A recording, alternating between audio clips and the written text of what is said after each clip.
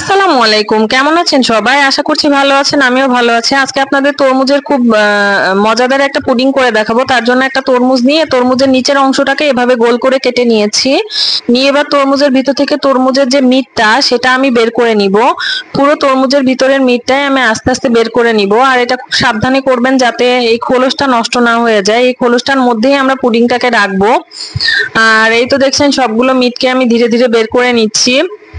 খুব সাবধানে একটা চামচ দিয়ে আমি সবগুলোকে বের করে নিচ্ছি। আর সবগুলো আমার বের করে নেওয়া হয়ে গিয়েছে। এই তো দেখছেন এখন খোলসটা সাদা হয়ে গিয়েছে, সবই বের করে নিয়েছি।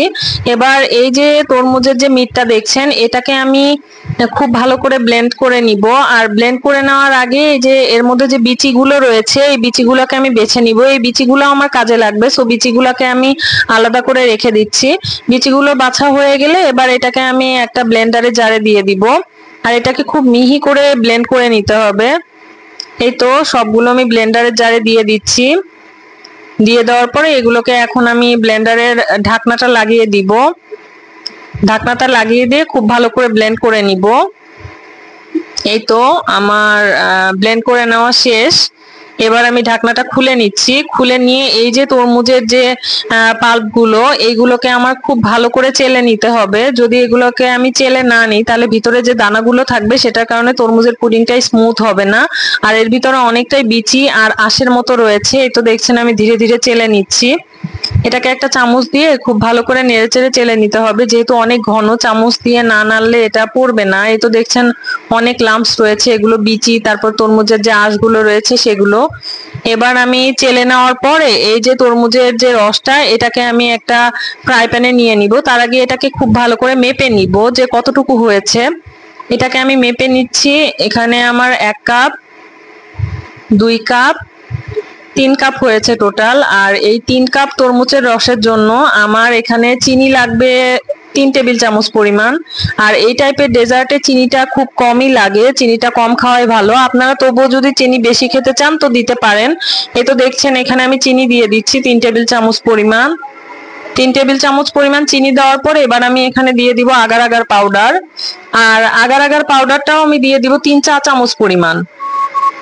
3 চা চামচ পরিমাণ আগার আগার পাউডার দিয়ে এটাকে খুব ভালো করে ব্লেন্ড, হাত দিয়ে নেড়ে নিতে হবে। আর এই তো দেখছেন একটুখানি লবণও দিয়ে দিলাম। নিয়ে এটাকে একটা হ্যান্ড হুইক্স দিয়ে খুব ভালো করে আমি মিশিয়ে নিচ্ছি যাতে আগার আগার পাউডারটা একদম পানির সাথে মিশে যায়। আর এই তো দেখছেন এই মিশ্রণটাকে এবার আমি চুলা ধরিয়ে চুলাতে বসিয়ে দিলাম।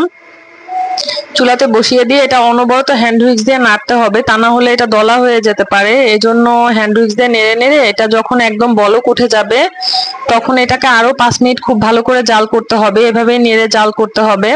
আর এই পর্যায়ে আমি দিয়ে দিচ্ছি একটুখানি ফুড কালার। ফুড কালারটা আসলে দেখা সৌন্দর্যের জন্য দেওয়া, সো আপনারা ইচ্ছা করলে দিতে পারেন আবার নাও দিতে পারেন।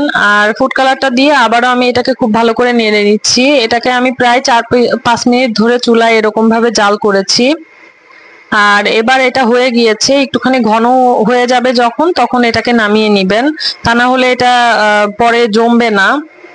এই তো এটা আমার ঘন হয়ে এসেছে। এবার এটাকে আমি নামিয়ে নিব। নামিয়ে নিয়ে এই যে তরমুজের খোলসটা রেখেছিলাম এই তরমুজের খোলসের মধ্যে আমি ওই মিশ্রণটাকে ঢেলে দিব। তরমুজের রসের যে মিশ্রণটা সেটা ঢেলে দিব। এই তো দেখছেন এই খোলসটার ভিতরে যদি কোনো প্রকার পানি থাকে পানিটা অবশ্যই টিস্যু দিয়ে একটুখানি মুছে নিবেন।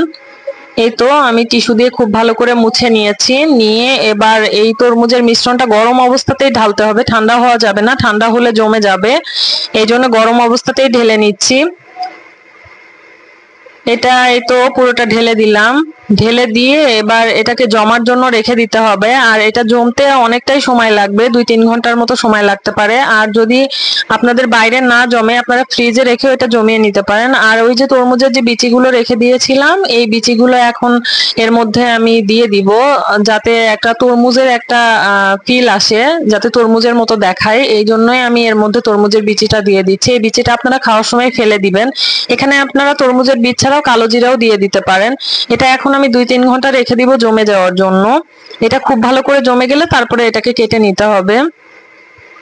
এই তো দেখছেন, এটা আমি 2-3 ঘন্টা পর এটা আমি নিয়েছি। এবার এটা বেশ ভালো করে জমে গিয়েছে। এবার এটাকে আমি ছোট ছোট পিস করে কেটে নিচ্ছি। এটা আপনারা আপনাদের শেপ মতো কেটে নিবেন। আর এটা দেখছেন কত সুন্দর হয়েছে, এই পুডিংটা দেখতে আসলে খুবই সুন্দর। আর এই তরমুজের খোলসের মধ্যে এই পুডিংটা বানানোর কনসেপ্টটাই আসলে সুন্দর। আপনারা এভাবে বানিয়ে বিভিন্ন অনুষ্ঠানের ডেকোরেশন হিসাবেও ব্যবহার করতে পারেন। আর আপনারা আপনাদের পছন্দ মতো সুন্দর করে শেপ করে কেটে নিবেন। আর এটা খেতেও খুব মজা লাগে। আপনারা ফ্রিজে রেখে 3-4 দিন রেখে খেতে পারেন। আর এটা বাচ্চারাও অনেক পছন্দ করবে।